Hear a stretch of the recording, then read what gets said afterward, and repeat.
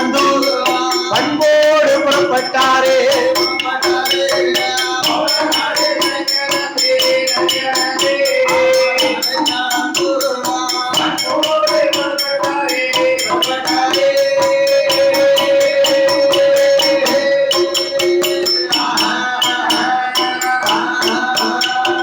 வல்லரக்கே பவளக்கண்ணி இரண்டோ நல்ல தேர்களுமா ஆதிவாதாள உலகத்தீர ஆதி சிவன் அருளாரே இரண்டு பேரும் வந்தல்லவோ இல்லறத்தீர ஈடுபட்டு மன்னவரும் மனைவியுமா மனமகிழ்ந்து வாழ்ந்துவார்.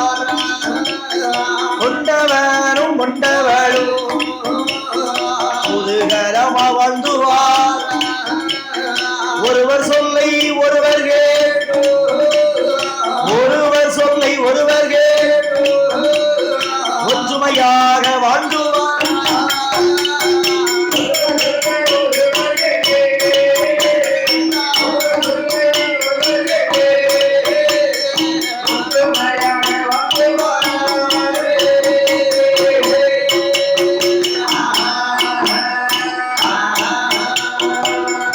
வல்லரக்கன் பவளக்கண்ணி அழைத்துக் கொண்டு அவருடைய நாடாகப்பட்ட பாதாள உலகத்துக்கு அழைத்து வந்து இரண்டு பேர்களும் கணவன் மனைவியாகவே காலங்களை கழித்து வந்தார்கள்.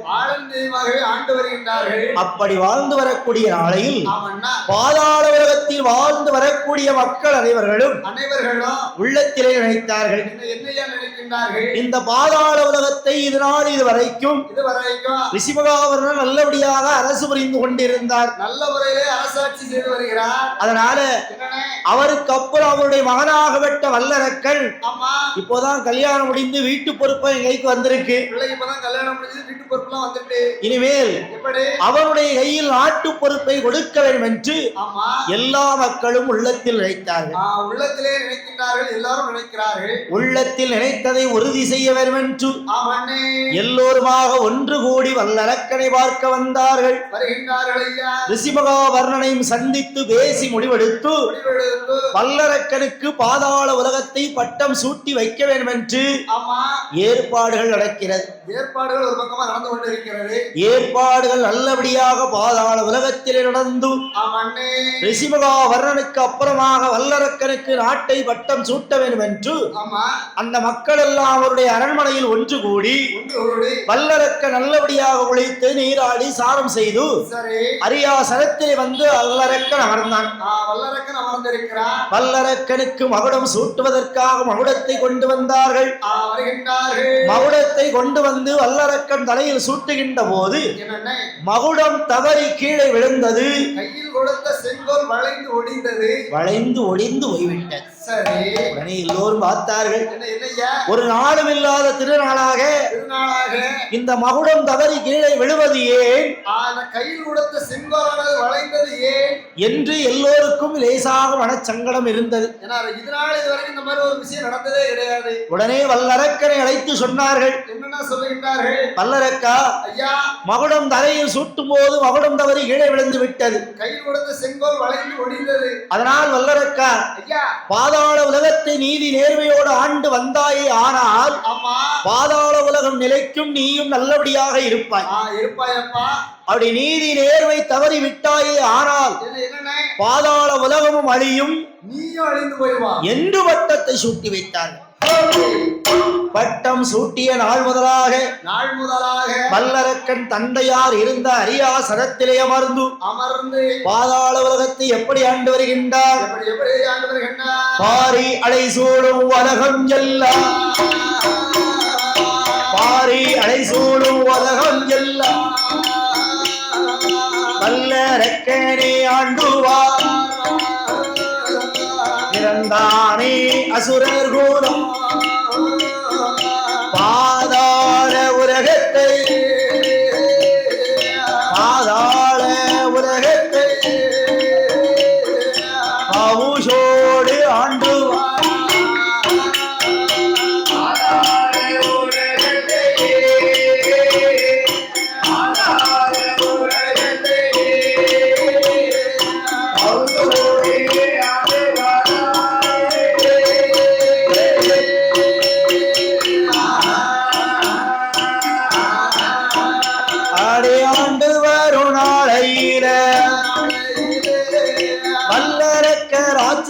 ராஜசந்தா அரியணையில் தான மந்தூர் பாதாள உலகத்தில வாழ்ந்து வரும் மக்களுக்கு வரிப்பணத்தை போட வேண்டும் என்று வல்லரக்கை எண்ணம் கொண்டு மந்திரியை வரவழைத்து மன்னரங்கே கூறுகிறார் மன்னரங்கே கூறுகிறார்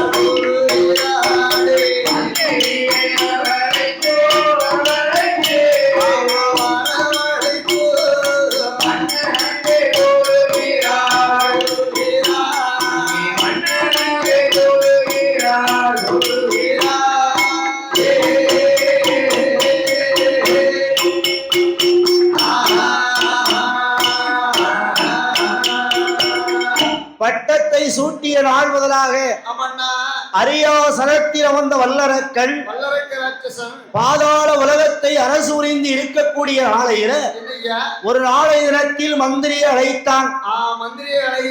மந்திரியை அழைத்து மன்னன் சொன்னார், மந்திரி, பாதாள உலகத்தில் வாழ்ந்து வரக்கூடிய மக்கள் அனைவர்களும் இந்த மன்னனாகப்பட்ட வல்லரக்கனுக்கு வரிப்பணங்கள் கட்ட வேண்டும் என்றும் அது எப்பேற்பட்ட வரிப்பணமாக இருக்க வேண்டும் தெரியுமா? ஆட்டு வரி கட்ட வேண்டும், மாட்டு வரி கட்ட வேண்டும், வீட்டு வரி கட்ட வேண்டும், தோட்ட வரி கட்ட வேண்டும் என்று எதற்கெடுத்தாலும் வரிப்பணத்தை போட்டான் வல்லரக்க ராட்சசன். வல்லரக்க வரிகள் போடுகின்றான். மந்திரியிடம் இப்படி சொன்னவுடனே மன்னனுடைய ஆணையை கேட்டு நடந்த மந்திரியானவர் பாதாள உலகத்தில் உள்ள மக்களை வந்து சந்தித்தார். மந்திரி மக்களை எல்லாம் வந்து சந்தித்து மக்களிடத்தில் ஆட்டு வரி, வீட்டு வரி, தோட்ட வரி, கோழி வரி என்று வரிப்பணத்தை நீங்கள் கொடுக்க வேண்டும், நீங்கள் கொடுத்த பணத்தை நான் வாங்க வேண்டும் என்று மந்திரியானவர் வரிப்பணத்தை சேகரித்தார். மக்களிடத்திலே வரிப்பணங்கள் எல்லாம் வாங்கி கொண்டார். வரிப்பணங்களை எல்லாம் வாங்கி சேகரித்து கொண்டு வந்து மன்னனுடைய அரண்மனையில் கஜானாவை நிரப்பினார் மந்திரி. அப்போ நினைத்தான் வல்லரக்கன், மக்கள் எல்லாம் வரிப்பணம் கேட்டவுடனே கொடுத்த போது நம்ம கஜானா எவ்வளவு அழகாக நிரம்பி இருக்கிறது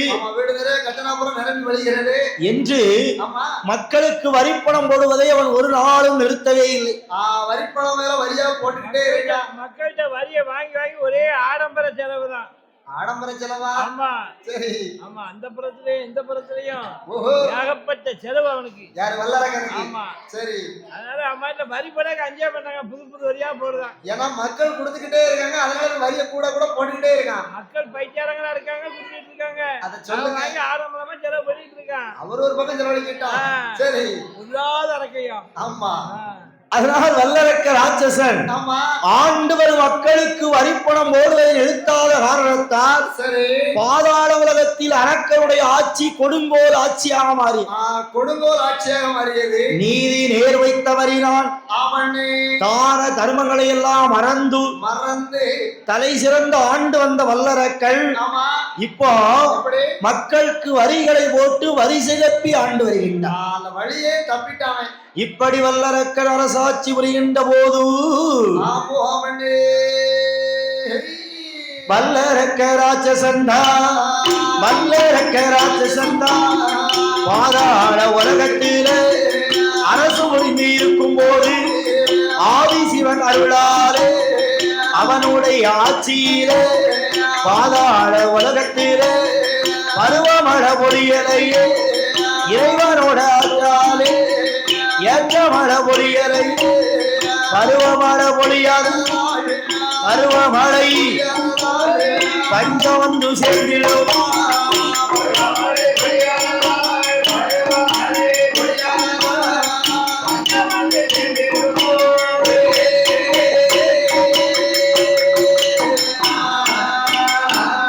அங்க ஆளாக்கு உருண்ட பஞ்சம், ஆளாக்கு உருண்ட பஞ்சம், ஆடு மாடு தோற்ற பஞ்சோ, மரக்காடு உருண்ட பஞ்சோ, மன்னவனை தோற்ற பஞ்சோ, தாலி முதல் வீதி வரை, தாலி முதல் தாவோடுக்கு வித்த பஞ்சோ,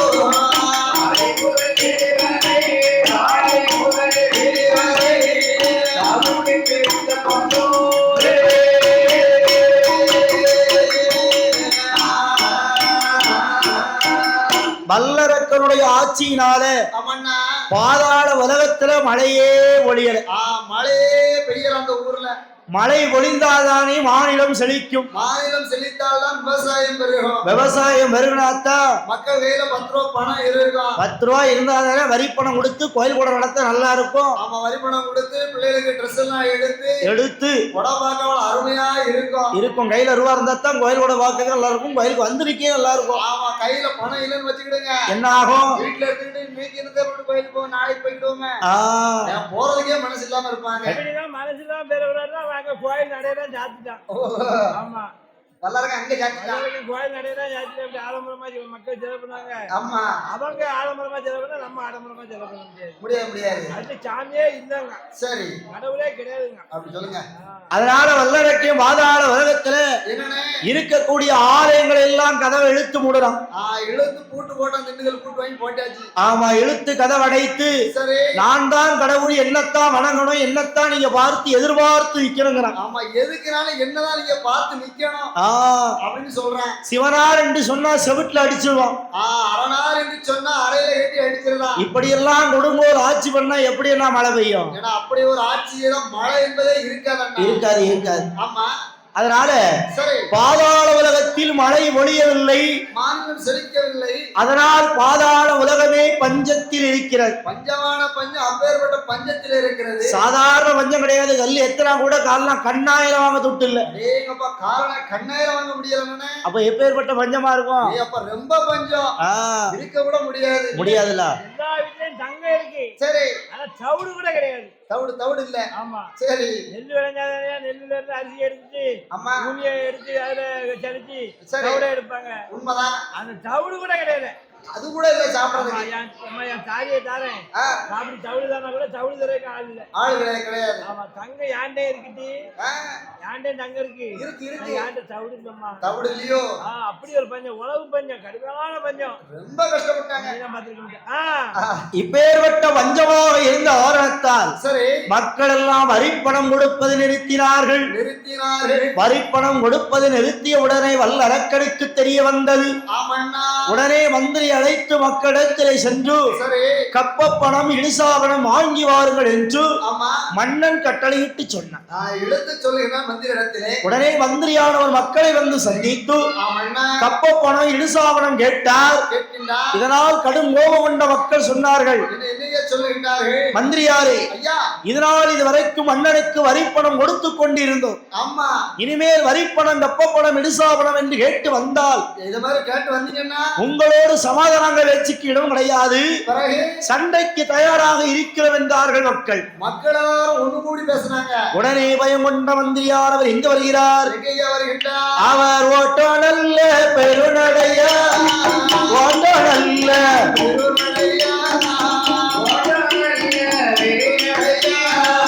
ஓடி வாரார் மந்திரியோ, ஓடி வாரார்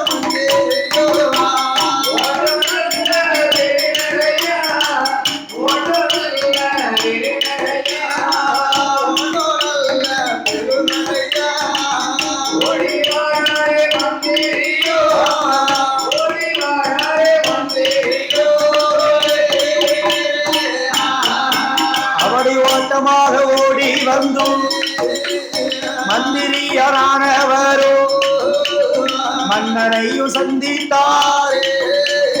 மக்கள் சொன்ன வார்த்தைகளை மன்னனிடம் சொன்னவோ அந்த வார்த்தை காதில் கேட்டு, அந்த வார்த்தை காதில் கேட்டு வல்லரக்கனோ ஏது சொல்வார்?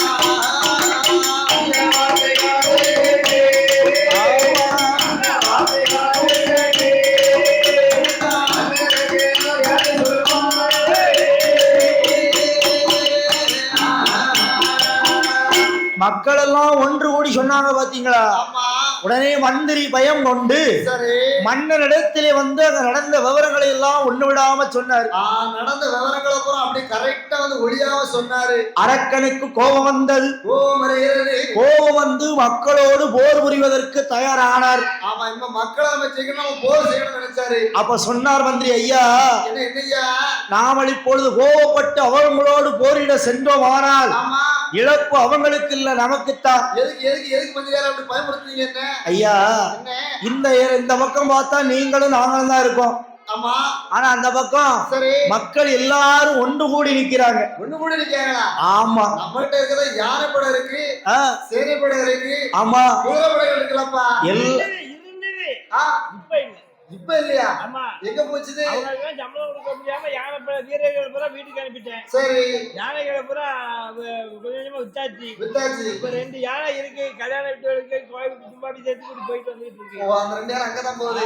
அதுதான் உங்களுக்கு ஜாயாவும் சம்சாவும் கிடைக்கும். சரி. அப்ப யானைகளும் குதிரை படைகளும் கிடையாது. படையில இப்பவே காலி பண்ணிட்டேன், சம்பளம் கொடுக்க சுட்டு. அப்ப சேனை படைகள் அதுவும் கிடையாது. அவங்களும் இல்லையா? சரி. காலாட் படை கிடையாது. அவங்க பூரா நிப்பாட்டியாச்சு. யானை படைகள் பூரா யானைக்கு தீனி போட முடியாம வித்தாச்சு. சரி, குதிரை படையும் காலி பண்ணியாச்சு. ஆமா, அப்போ 2 குதிரை கல்யாணத்துக்கு அங்க போயிட்டு இருக்கு. ஓஹோ, ஆமா, சரி நடக்கட்டும். அவன் ஒரு குதிரை சர்க்கஸ் கம்பெனிக்கு அனுப்பியிருக்கேன். எதுக்கு மாமா? மாசு சம்பளம். மாசு சம்பளம். மாசம் ஜூஸ் போட்டுட்டு சொல்லுங்க. மாதம் உங்களுக்கு பீடி சிகரெட்டுக்கு அதுக்கு ஓடியும். ஆமா, சரி நடக்கட்டும். நீங்க ஆடம்பரமா செலவு பண்ணிட்டு இருந்தாலும் உங்களுக்கு வெளியே என்ன நடந்தது தெரியல. அப்படியா? மக்கள் என்ன கஷ்டப்பட்டாங்கன்னு தெரியல. போய் கேட்கும் போது அவங்க ஒட்டுமொத்தமா கூட்டணியா சேர்ந்துக்கிட்டாங்களே. சேர்ந்துக்கிட்டு என்ன கேட்காங்க தெரியுமா? என்ன கேட்டாங்க? மன்னனுக்கு வருத்தம் இருக்காயா? எதுக்கு? 5-6 வருஷம் மழை கிடையாது. ஆமா, என்ன விளைஞ்சிருக்கு, என்ன பேருக்கு நீர் வந்த உடனே சாப்பாட்டு கொண்டு வரணும்னு பார்த்தா வரி கட்ட வந்துருக்கு. சரி, வட்டி கட்ட வந்துருக்கு, அடிக்க வந்தாங்க. என்ன அடிக்க வந்தாங்களா? ஆமா, சரி. அதனால வண்ணா என்னப்பா, நாமல் அவங்களோடு போரிட முடியாது. அதனால் தான் என்ற அகந்தையை விட்டு ஆண்டவன் பகவான் என்று ஒருவர் இருக்கிறார். அப்படியா? இந்த உலகத்துல மழை கொடுக்க வேண்டுமானால் உங்களால் முடியாது, என்னாலும் முடியாது.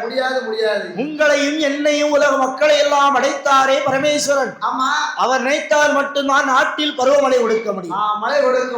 அதனால் வண்ணா தான் என்ற அகந்தையை விட்டு காரகத்தினை சென்று கடவுளை நினைத்து தவம் இருந்து அரிய பெரிய வரங்கள் வாங்கி வந்தால் மட்டும்தான் இந்த மக்களை எல்லாம் நாம ஜெயித்து வாழலாம் என்று மந்திரியானவர் யோசனை சொன்ன போது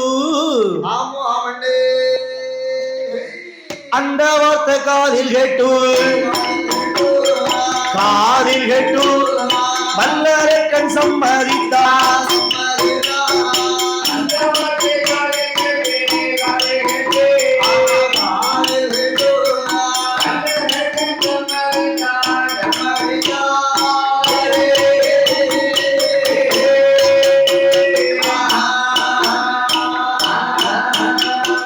சம்மதித்த வல்லரக்கை ஆண்டவனை தான் நினைத்து தவம் இருக்க வேண்டும் என்று மன்னனாக இருந்தவர்தான் மரபூரிய தாந்தரித்து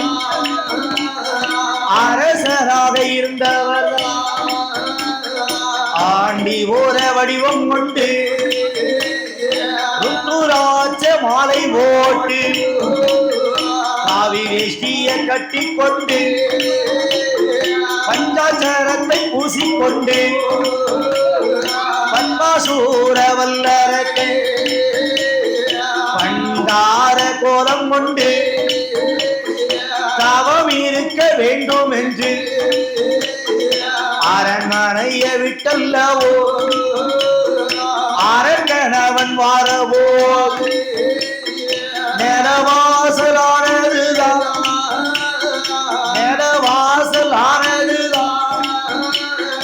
அவன் தலையில் தட்டிடுவான்.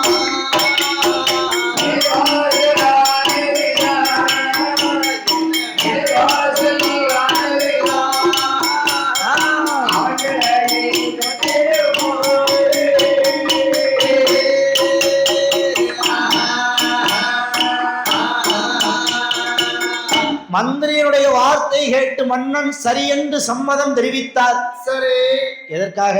எதுக்காக? தவம் இருக்க. தவறு இருக்கு மந்திரி சொல்லபடி நடப்பமே நினைச்சாரு. சரி என்று சம்மதம் தெரிவித்த வல்லரக்கன் ஆமா நாட்டு பொறுப்புகளை எல்லாம் மந்திரி இடத்துல ஒப்படைச்சாரு.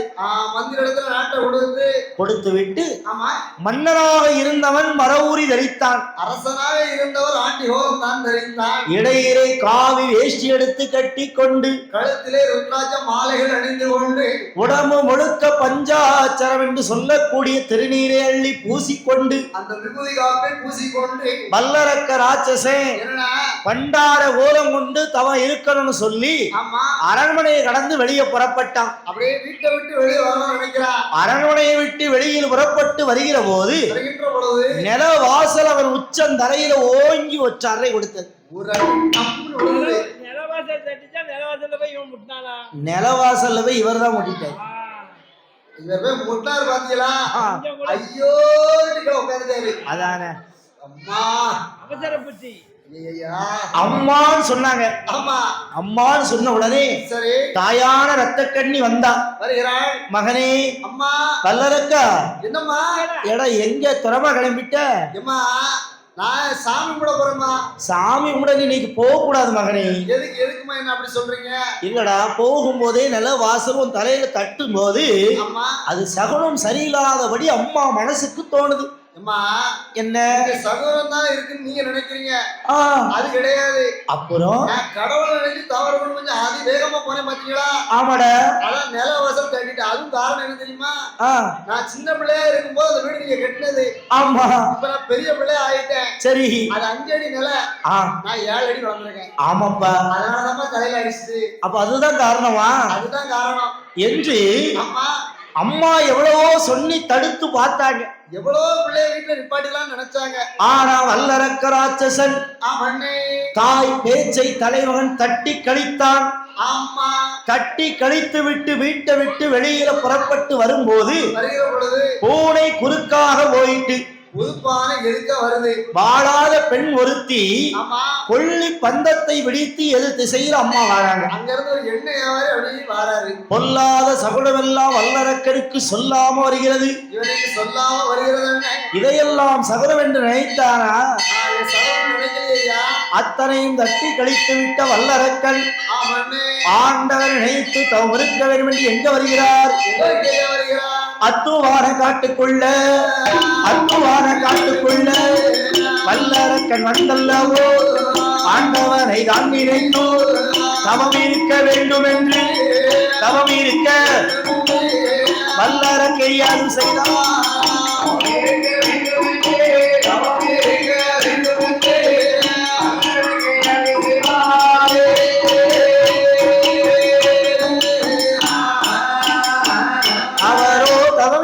வேண்டும் என்று வல்லரக்க ராட்சசன் பகவானை நான் நினைத்து பாரத்தவம் செய்வதற்கு சான்று கொண்டு தலை மெழுகி சந்தனத்தால் கோலம் போட்டா மாவு கொண்டு தலை மெழுகி மஞ்சளைய கோலம் போட்டா கோலம் போட்ட இடமதியில் குருத்து வாழை இலையில் மேலே கும்போ நல்ல கலசம் வைத்தார். கும்போ நல்ல கலசி மேலே மாங்கோட ஒடித்து வைத்தார். மாங்கோடையின் மீதறியில மணி உருண்ட தேங்காய் வைத்தார்.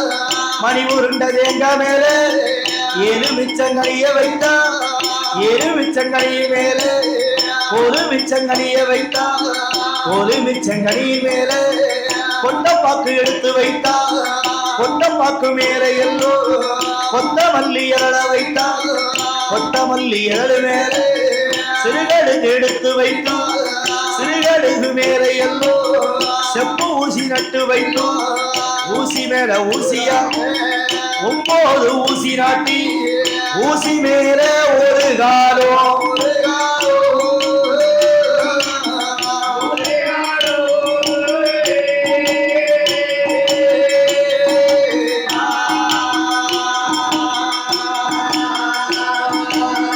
உச்சந்தரையில் மறுகாலோ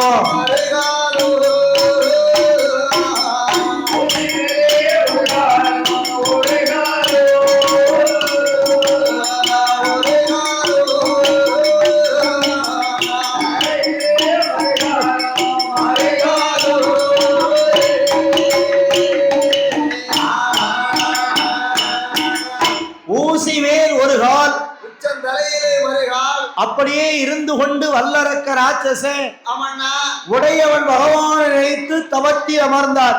தவம்பது புரிந்தான். தவன்னா சாதாரண தவறு இருந்தாரா பாத்தீங்களா? எப்பேற்பட்ட தவம்னா இருக்கிறாரு. ஊசியில ஒரு காலை வச்சு நிக்க முடியுமா? ஊசி முனையில எப்படி நினைக்க முடியும் சொல்றது நம்புற மாதிரியே தெரியல. ஊசி முனை மேல காலை வச்சு நிக்கணும்னா உள்ளம் எப்படி இருக்கணும்? உடையவன் பகவானை மட்டும் நினைக்க வேண்டும். அந்த சிவனை மட்டுமே சிந்தனையில் வைக்க வேண்டும். வேற எந்த ஒரு சிந்தனையும் இருக்கவே இருக்காது அரக்கனுக்கு. அப்படி இருந்தா இல்லாம இருந்தா தான் அந்த ஊசி முனையில நின்று தவறக்க முடியும். ஆமண்ணா. சரி, இந்த வல்லரக்கன் மெய் வாய் கண் மூக்கு செவி என்ற ஐம்புலன்களை அடக்கினான். எஞ்சான் உடனே ஒரு ஜானக வைத்துக் கொண்டு இறைவனுடைய ஐந்தெழுத்து மந்திரமாகப்பட்ட ஓம் நமச்சிவாய என்ற ஐந்தெழுத்து மந்திரத்தை நாவலை உபசரித்துக் கொண்டு உடையவன் பகவானை மட்டும் சிந்தனையிலே உள்ளத்திலே வைத்துக் கொண்டு கண்களை மூடி கரங்களை நீட்டிக் கொண்டு கடுமையான தவமது புரிந்தான். இதுதான் கடுமையான தவம். இப்படிதான் இருக்கணும்னு தவம்னா. ஆமண்ணா. சரி, இப்படி கடுமையான தவத்தில் வல்லரக்க ராட்சசன் கானகத்திலே தவம் முறிந்து வருகிறான். சரி ஐயா. தவம் முறிந்து வருகிற போது என்ன உண்ண மறந்தான், உறங்க மறந்தான். உறக்கம் எதுவும் இல்லை, அன்னம் தண்ணி ஆகாரம் எதுவும் மறந்தாமல் ஆண்டவன் பகவானை மனதார வேண்டிக் கொண்டு மனதாக நினைத்துக் கொண்டு வல்லரக்க ராட்சசன் தவம் இருந்தான் பாருங்கோ. தவம் இருந்த போது நாட்கள் வாரங்களாக மாறுகிறது, வாரங்கள் மாதங்களாக மாறியது, மாதங்கள் வருடங்களாக மாறியது, வருடங்கள் பல வருடங்களாக மாறி ஒரு வருடமா 2 வருடமா எத்தனை எத்தனை வருடங்கள் அண்ணே 12 வருட காலம் பாரதமோ செய்து வாரா வல்லரக்கை பாரதமோ செய்து வாரா.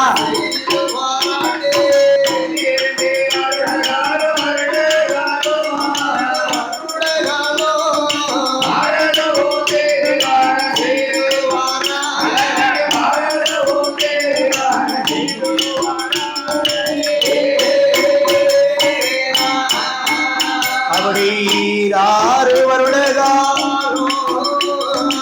இறைவனையும் வேண்டிக் கொண்டு ஏற்ற தவம் புரிந்துவா. அப்படி தவம் இருக்கும் வேளையில் 12 வருடமாச்சு பகவானையும் காணலையே. 6 வருடமாச்சு இறைவனையும் காணலையே. ஆனா வல்லரக்க ராட்சசன்தா இறைவன் மேலே நம்பிக்கையும் வல்லரக்கன் வைத்துக் கொண்டு தமசிநாதனை தான் நினைத்தும் தமசிநாதனை தான் நினைத்தும் தவம் புரிந்து வாரானே.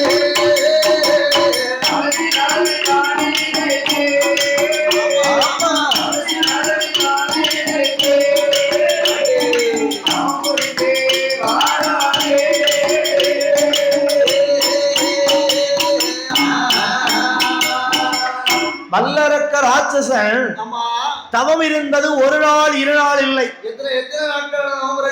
12 வருட காலங்கள். 12 வருஷம் 12 வருடமாக பகவானை நினைத்து பாரத்தவம் செய்து வந்தான் அரக்கன். சரியா. அப்படி இருக்கும் போது 12 வருடமாச்சு பகவானை காணவில்லை, 6 வருடமாச்சு இறைவனை காணவில்லை. இறைவனை காணவில்லை என்று வல்லரக்கன் தவித்தானா? இல்லை இல்லை இல்லை. என்ன என்றாவது ஒரு நாள் இறைவன் வருவார், நாமளை இவர் கேட்டவரை நமக்கு தருவார் என்று இறைவன் மேலே நம்பிக்கை வைத்தான். முதல்ல முழு நம்பிக்கை வைக்கிறார். அதான் இறைவனை நம்ப வேண்டும். கடவுளை நம்பினால் நம்மளை கைவிட மாட்டார். ஏன்னா அந்த பக்கம் இந்த பக்கம் 2 பக்கம் சாயக்கூடாது. ஏன்னா அங்கேயும் இங்கேயும் சாயக்கூடாதுன்னு சொல்றீங்க. அதாவது இறைவனிடம் ஒன்று கேட்டோம்னா ஆமா மெதுவாத்தான் நமக்கு கேட்ட வரத்தை தருவார். மெதுவா பொறுமையா தான் தருவாரு. பொறுத்தார் பூமி ஆழ்வார். ஆமண்ணா. மரியாதை இருக்காது. இருக்காது. உண்மைதான். கஷ்டப்பட்டு கிடைச்சி வச்சுடுங்க. சரி. பொருளை பாதுகாப்பீங்க. கண் உண்மையிலே போனான்னு கேட்டது வாங்கி அவங்க போட்டு தெரியும். அது உண்மைதான். அதுதான் மனுஷன் எப்படி இவன் கஷ்டப்பட்டு வாங்குறானே. சரி. கஷ்டப்பட்டு வாங்காத நினைக்கவனுக்கு. ஆமா. இறைவனுக்கு தெரியும். அந்த கடவுளுக்கு தெரியும். நமக்கு தெரியாது, இறைவனுக்கு தெரியும். சரி. அதனால ஆமா. யார் எதை நம்பி கேட்டாலும் இறைவன் சோதனை கொடுத்து இரண்டாவது சாதனையாக மாற்றுவார். சாதனையாளரா மாற்றுவார். அதான் இறைவன். இறைவன். அதுபோல இந்த வல்லரக்கு பாதாள உலகத்துல கோயில்களை எல்லாம் மூடுனா, ஆமா, எடுத்து அடைச்சிட்டாங்க கதவுகளெல்லாம். கடவுளே இல்லைன்னு சொன்னா, கடவுள்னு சொன்னா கற்கத்துல எடுத்துட்டு அடிப்பான். ஆனா இப்ப எப்படி தவறுகளா பாத்தீங்களா? அந்த கடவுள் இருக்காருன்னு எனக்கு முழுமையா தவம் இருக்கிறான். அதனால்தான் இறைவன் அவன் சோதித்துக் கொண்டிருக்கிறார். அவனை சோதிச்சு பார்த்தார். ஐயா நிலையாக இருக்கின்றாரா இல்லை நிலை தடுமாறி விடுகிறாரா என்று பரிசோதிப்பது பகவானுக்கு வழக்கம்தானே. பக்தர்களை பரிசோதிப்பது அவருக்கு வழக்கம்தான். அதுபோல இறைவன் வல்லரக்கன் தனநிலையை சோதித்துக் கொண்டிருக்கிறார். சரி. ஆனா வல்லரக்கன் இறைவன் மேலே நம்பிக்கை வைத்து தவம் புரிந்தார்.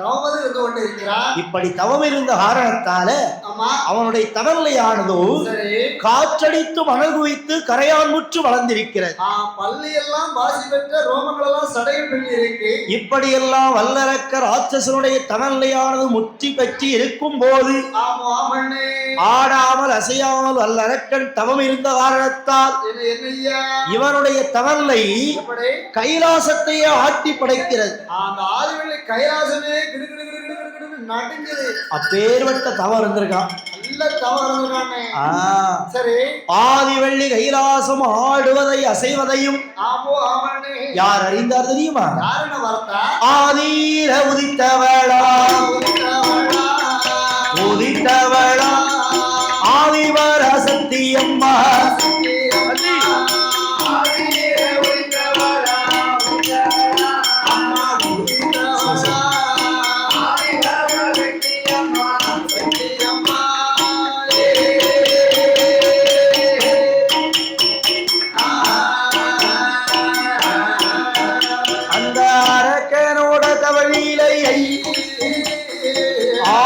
சக்திதான் அறிந்தோ ஆண்டவர அழைத்தல்லவோ ஆதிசக்தி சொல்லுகிறாள். ஆண்டவரே பகவானே அரணாரே சிவனாரே ஒரு நாளும் இல்லாத திருநாளாயிருப்பதென்ன இந்த ஆதிவள்ளி கைலாசம்.